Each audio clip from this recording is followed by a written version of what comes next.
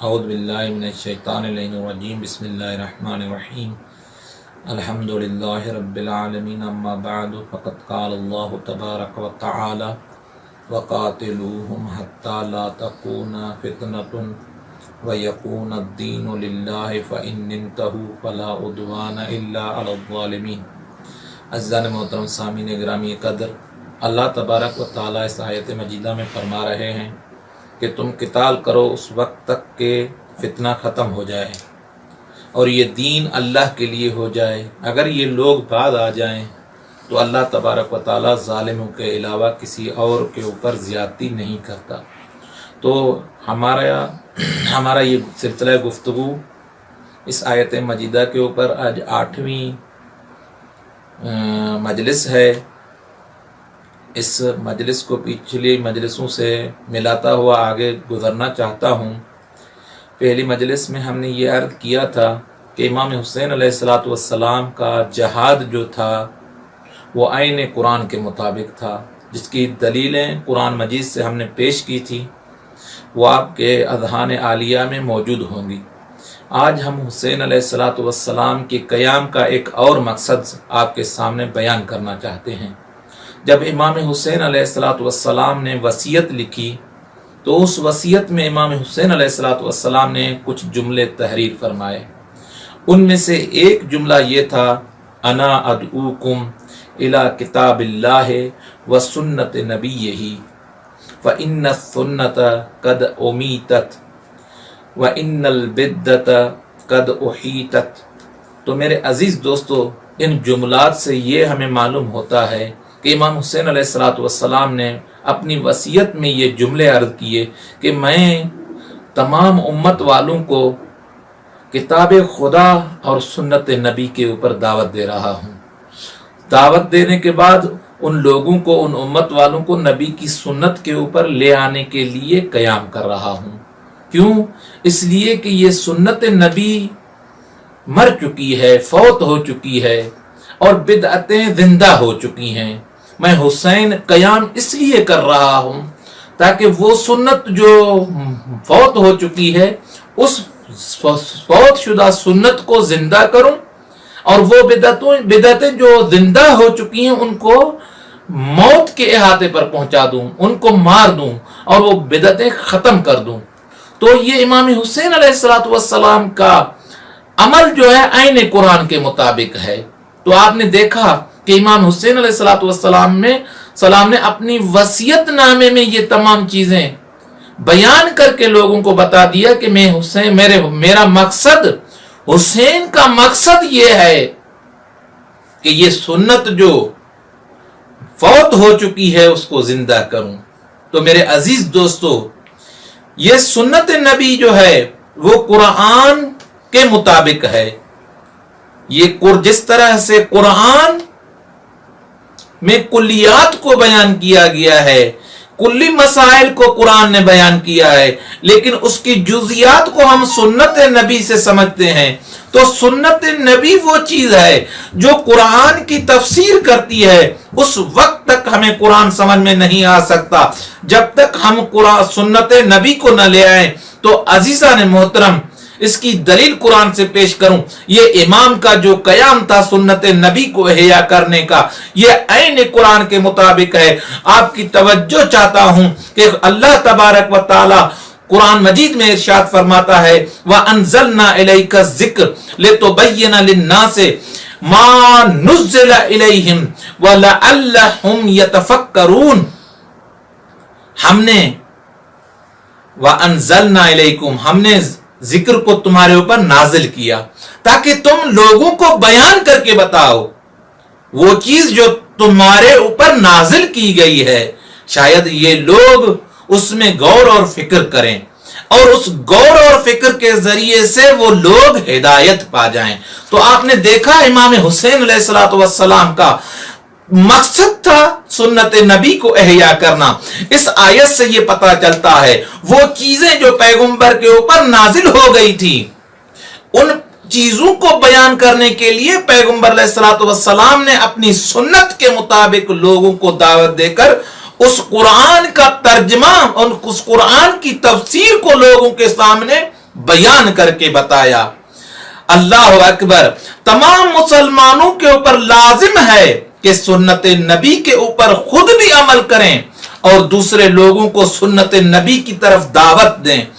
अगर किसी शख्स ने सुन्नत नबी को तर्क कर दिया, जब सुन्नत नबी को तर्क कर दिया और उसका दिफा नहीं किया, तो यह समझो कि उसने दीन को तर्क कर दिया। इसलिए तुम्हारे लिए वाजिब है कि तुम सुन्नत का दिफा करो। अगर तुमने सुन्नत का दिफा किया कअन्नहु तुमने दीन का दिफा किया। तो इमाम हुसैन अलैहिस्सलातु वस्सलाम ने इस सुन्नत के दिफा के लिए कयाम किया। तो दिफा करने के लिए जब कयाम किया तो फकत सुन्नत जिंदा नहीं हुई बल्कि दीन इस्लाम जिंदा हो गया। आपने तवज्जो की, इन नुकात से यह मालूम होता है कि इमाम हुसैन अलैहिस्सलातु वस्सलाम का पूरा कयाम का मकसद क्या था कि सुन्नत नबी को एहया करना। फकत सुन्नत नबी को एहया नहीं करना था बल्कि उस सुन्नत के साथ उस दीन को भी जिंदा करना था। तो अजीजान मोहतरम, जब इस सुन्नत के ऊपर कोई इस सुन्नत की मुखालिफत करता है तो दीन की मुखालिफत हो जाती है। इसको भी कुरान के जरिए से वादे करता चलूं कि खुदावंद मुताल फरमाता है अतीउल्लाह व अतीउर रसूल, खुदा की इताअत करो और उसके रसूल की इताअत करो। जब खुदा की इताअत तुम्हारे ऊपर जिस तरह से वाजिब है, इस तरह से रसूल की इताअत भी तुम्हारे ऊपर वाजिब है। अगर फकत आपने खुदा की इताअत की और रसूल की इताअत को छोड़ दिया तो खुदा की इताअत को भी तुमने छोड़ दिया और ठुकरा दिया। इसलिए कुरान मजीद में एक दूसरी जगह पे अल्लाह इरशाद फरमाता है मा कान लिमुमिनिन वला मुमिनतिन इन कज़ल्लाहु व रसूलुहु अमरन अन यकून लहुमुल खयरतु मिन अमरिहिम। तो अल्लाह किसी मोमिन और मोमिना के लिए ये नहीं है कि जब अल्लाह और उसका रसूल किसी मामले में फैसला कर दें तो उसके मुकाबले में, उसके फैसले के मुकाबले में उसके फैसले को कबूल नहीं न करें, बल्कि उनके ऊपर वाजिब है कि वो अल्लाह और उसके रसूल के मामले पर मुत्तफिक हो जाएं। अगर कोई उसके मामले को ठुकरा दे तो वो गुमराही के ऊपर है।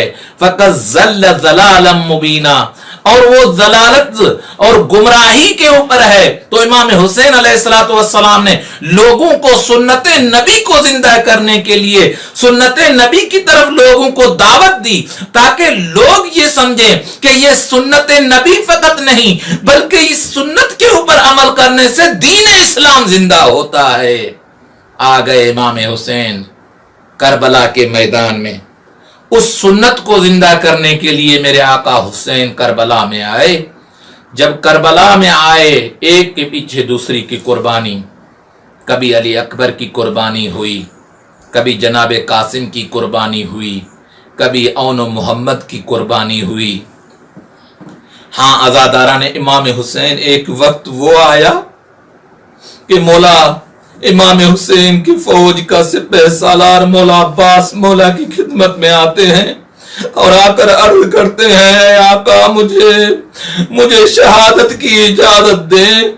मौला इमाम हुसैन अलैहिस्सलातु वस्सलाम मौला अब्बास को फरमाते हैं ऐ अब्बास, तू मेरे फौज का सिपह सालार है, मैं तुम्हें किस तरह से इजाजत दूं।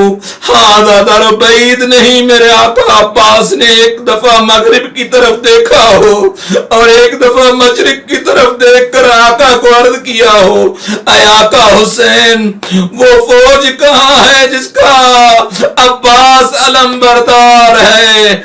अजादारा ने इमाम हुसैन अब्बास को मौत की इजाजत नहीं मिली।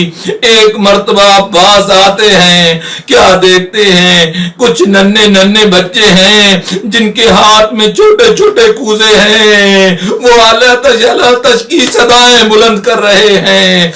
एक मर्तबा आका अब्बास ने जनाबे सकीना को कहा ऐ सकीना, तू प्यासी है ना, तुझे पानी चाहिए, अपने بابا سے مجھے اجازت لے کر دو، میں تمہارے لیے پانی لے آؤں۔ ایک مرتبہ جناب سکینہ مولا امام حسین کی خدمت میں آتی ہے، ننھے ننھے ہاتھ جوڑ کر بابا کو عرض کرتی ہے، اے بابا سکینہ پیاسی ہے، چچا عباس کو اجازت دے دیں تاکہ ہمارے لیے پانی لے آئے۔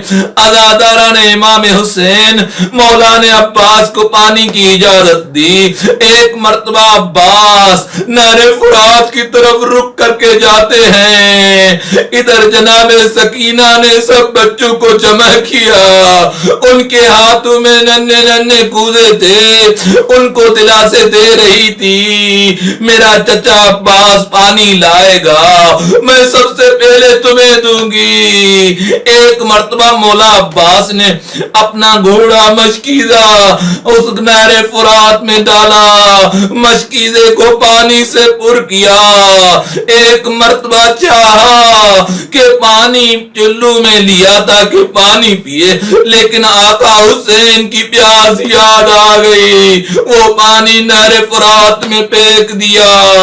ایک مرتبہ نہر فرات سے نکلتے ہیں، عباس کی خواہش یہ ہے یہ پانی خیموں تک پہنچ جائے، لیکن ایک ظالم نے ایک بازو پہ وار کیا، عباس کا بازو قلم ہوا۔ ایک مرتبہ میرے آقا عباس نے علم اور مشکیزہ دوسرے بازو میں پکڑا، ایک اشکیا نے دوسرا وار کیا، میرے مولا کا دوسرا بازو قلم ہو گیا۔ عباس نے مشکیزہ اپنے منہ سے سنبھالا۔ ایک مرتبہ عباس چاہتے ہیں میری زندگی چلی جائے، لیکن یہ پانی حسین کی ننھی بچی سکینہ تک پہنچ جائے۔ آزادارو ایک ظالم نے عباس کے مشکیزے پہ تیر مارا، مشکیزے سے پانی بہنے لگا۔ میں اپنے الفاظ میں یوں بیان کروں، مشکیزے سے پانی نہیں بہ رہا تھا، عباس کی آس بہ رہی تھی۔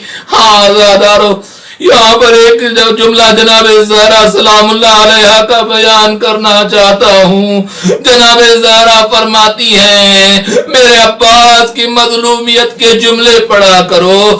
وہ جملے یہ ہیں، جب سب لوگ شہید ہوتے تھے تو اپنے ہاتھوں کا سہارا لے کر زمین پر آتے تھے، لیکن میرے عباس جب زمین پر آئے ہوں گے تو اس کے بازو نہیں تھے۔ میرے عباس کس طرح سینے ذوالجناح سے زمین پر آئے ہوں گے۔ الا لعنت اللہ علی القوم الظالمین وسیعلم الذین ای منقلب ینقلبون۔